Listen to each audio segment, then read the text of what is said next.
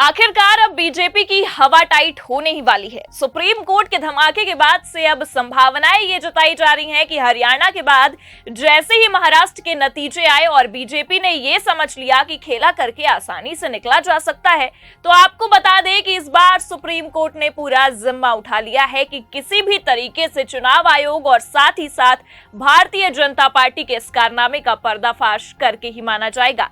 नमस्कार, आप देखना शुरू कर चुके हैं 4 PM न्यूज नेटवर्क और मैं हूं आपके साथ प्रगति ठाकुर।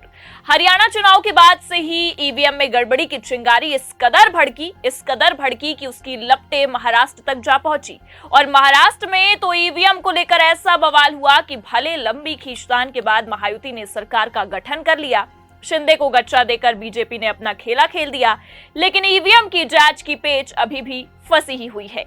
और आपको बता दें कि इस पेच का नटबोल्ट अब सुप्रीम कोर्ट के हाथों जा लगा है और आपको ये भी बता दें कि सुप्रीम कोर्ट ने इस पेच को खोलने की तैयारियां भी कर रखी हैं, जिसके बाद सारा दूध का दूध और पानी का पानी होने वाला है। तो कैसे हरियाणा चुनाव के बाद महाराष्ट्र में भी खेला करके बीजेपी बुरा फंस चुकी है, ये भी आपको बताएंगे। साथ ही इस खेल का अंत करने के लिए सुप्रीम कोर्ट ने क्या बड़ा फैसला सुनाया है, उस पर भी आएंगे। लेकिन सबसे पहले आपको थोड़ा सा पीछे लिए चलते हैं हरियाणा विधानसभा चुनाव के नतीजों की ओर।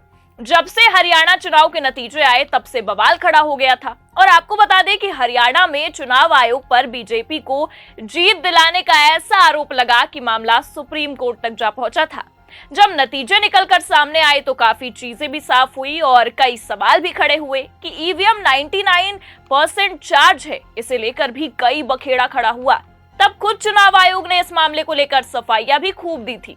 और तो और आपको यह भी बता दें कि नतीजों में हुई फेरबदल को लेकर मामला सुप्रीम कोर्ट तक जा पहुंचा था। जी हां, जिन सीटों पर गड़बड़ी का आरोप लगा था उन 20 विधानसभा सीटों पर दोबारा चुनाव कराने के लिए सुप्रीम कोर्ट में याचिका दायर हुई थी। इस मामले में 17 अक्टूबर को सुनवाई हुई और शीर्ष अदालत ने याचिका खारिज कर दी।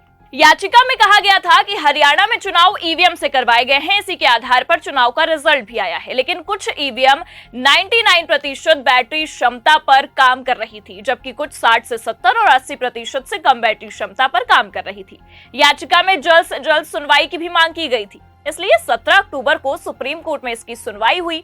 इस याचिका को खारिज कर दिया गया था। कोर्ट में मुख्य न्यायाधीश DY चंद्रचूड़, न्यायमूर्ति मनोज मिश्रा और न्यायमूर्ति JB पारदीवाला की पीठ ने ये पूछा, या कह सकते हैं कि कोर्ट ने इस मामले पर विपक्षी पार्टी को फटकारा भी और कहा कि क्या आप चाहते हैं कि हम चुनी हुई नई सरकार का शपथ ग्रहण रुकवा दें।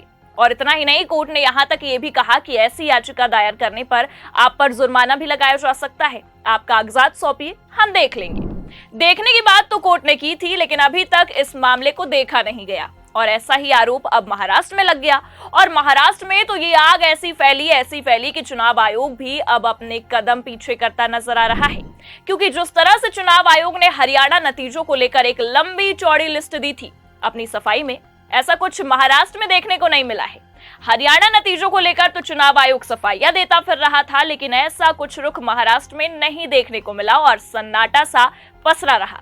लेकिन अब उस सन्नाटे को खत्म करने के लिए और हरियाणा से लेकर महाराष्ट्र के नतीजों को लेकर उठ रहे सवालों पर विराम लगाने के लिए सुप्रीम कोर्ट ने एक बड़ा ऐलान कर दिया है। और आपको बता दें कि अब सुप्रीम कोर्ट के इस ऐलान के बाद बीजेपी के साथ साथ चुनाव आयोग भी बुरा फंसता नजर आ रहा है। सुप्रीम कोर्ट में ईवीएम की जांच वाली जो अर्जी लगाई गई थी उसे लेकर सुप्रीम कोर्ट ने एक बड़ा ऐलान कर दिया है, जिसकी वजह से अब ऐसा समझा जा रहा है कि जो बीजेपी बड़ी ही शांति से दोनों राज्यों में अपना खेल कर सरकार गठन करने के लिए तैयार थी और कह सकते हैं कि सरकार का गठन भी हो गया और अब तो सरकार अच्छी खासी खींचतान के बाद चल रही है, अब उसी भारतीय जनता पार्टी की लुटिया डूबने जा रही है। हरियाणा के आरोपों की चिंगारी महाराष्ट्र में इस कदर फंसी कि पूर्व CJI DY चंद्रचूड़ के इस फटकार को भी अब संजीव खन्ना, जो कि वर्तमान में CJI हैं, उन्होंने चैलेंज कर दिया है। हरियाणा चुनाव के वक्त याचिका को खारिज कर विपक्ष की ओर से शामिल हुए वकील को पूर्व CJI DY चंद्रचूड़ ने काफी सुना दिया था, लेकिन अब आप देख सकते हैं कि खबर निकलकर सामने आ रही है कि सुप्रीम कोर्ट ने इस ईवीएम की जांच सुनवाई को लेकर बड़ा ऐलान या कह सकते हैं कि बड़ा फैसला ले लिया है। देखिए, खबर भी हमारे पास मौजूद है, खबर में लिखा भी हुआ है, सुप्रीम कोर्ट में ईवीएम के चारों अंगों की जांच वाली अर्जी, जनवरी में सुनवाई करेगा कोर्ट। अब कोर्ट के इस ऐलान के बाद सब दूध का दूध और पानी का पानी हो जाएगा। क्या है पूरा मामला, चलिए आपको विस्तार से बताते हैं। देखिए खबर में आगे क्या लिखा हुआ है। हरियाणा कांग्रेस नेता करण सिंह दलाल द्वारा हरियाणा विधानसभा चुनाव में इस्तेमाल की गई इलेक्ट्रॉनिक वोटिंग मशीन यानी कि ईवीएम की जांच की मांग वाली याचिका को चीफ जस्टिस संजीव खन्ना ने जस्टिस दीपांकर दत्ता की पीठ के पास सुनवाई के लिए भेजा है। इस पर 20 जनवरी से शुरू होने वाले हफ्ते में सुनवाई होगी। 5 बार के विधायक रहे करण सिंह दलाल ने अपनी याचिका में निर्वाचन आयोग को ईवीएम के 4 component control unit, ballot unit, VVPAT और सिंबल लोडिंग यूनिट की मेमोरी, माइक्रो कंट्रोलर की जांच और सत्यापन के लिए दिशा निर्देश जारी करने की मांग की है। याचिका में यह भी अनुरोध किया गया है कि ये प्रक्रिया 8 सप्ताह के भीतर पूरी की जाए। याचिका में कहा गया है कि ये मामला देश की लोकतांत्रिक प्रक्रिया और विभिन्न राज्यों में होने वाले चुनावों को प्रभावित करता है, इसलिए इसे तत्काल हल किया जाए। तो ये है पूरा मामला, लेकिन बस सवाल यहाँ पर ये पैदा हो रहा है, या कह सकते हैं कि थोड़ा सा पेच यहाँ पर ये फंस रहा है कि जिस याचिका पर सुनवाई के लिए, जिस मामले पर सुनवाई के लिए कब से गुहार लगाई जा रही है, उसे लेकर बार बार चीजें बदल क्यों रही हैं? बार बार इस मामले पर सुनवाई के लिए अलग अलग पीठ को क्यों ट्रांसफर किया जा रहा है ये याचिका। लेकिन फिलहाल खबर तो ये निकलकर सामने आई है कि 20 जनवरी को इस मामले पर सुनवाई होगी। तो उम्मीद यही है कि सुप्रीम कोर्ट से और खासकर सीजेआई खन्ना से कि अब इन उठ रहे सवालों पर विराम लगा दिया जाए, क्योंकि आगामी विधानसभा चुनाव को लेकर भी ऐसे कई मामले सामने आने की संभावनाएं जताई जा रही हैं और विपक्षी खेमा तो अभी से ही आरोप लगा रहा है।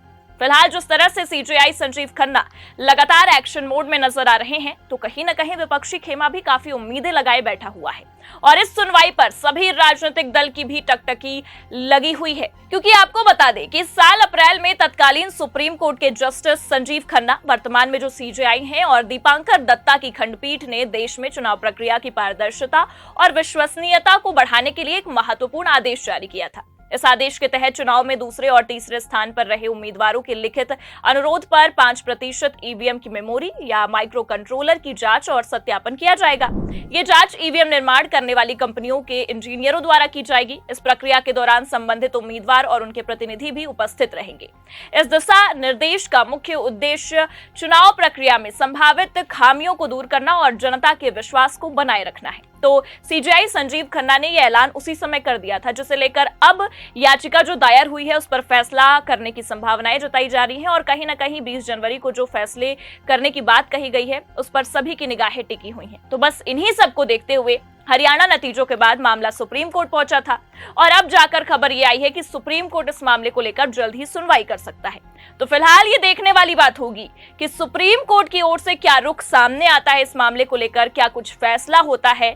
फिलहाल अगर देखें तो सीजेआई खन्ना के रुख को देखकर भी आपको क्या लगता है, क्या उम्मीद है आपको कि सीजेआई खन्ना पूरा दूध का दूध और पानी का पानी इस मामले को लेकर कर देंगे? अपनी राय कमेंट करके जरूर बताइएगा और खबर कैसी लगी लाइक और शेयर जरूर करिएगा और अगर आप चैनल पर नए हैं तो सब्सक्राइब करना भी मत भूलिएगा। देखते रहिए 4 PM न्यूज नेटवर्क। नमस्कार।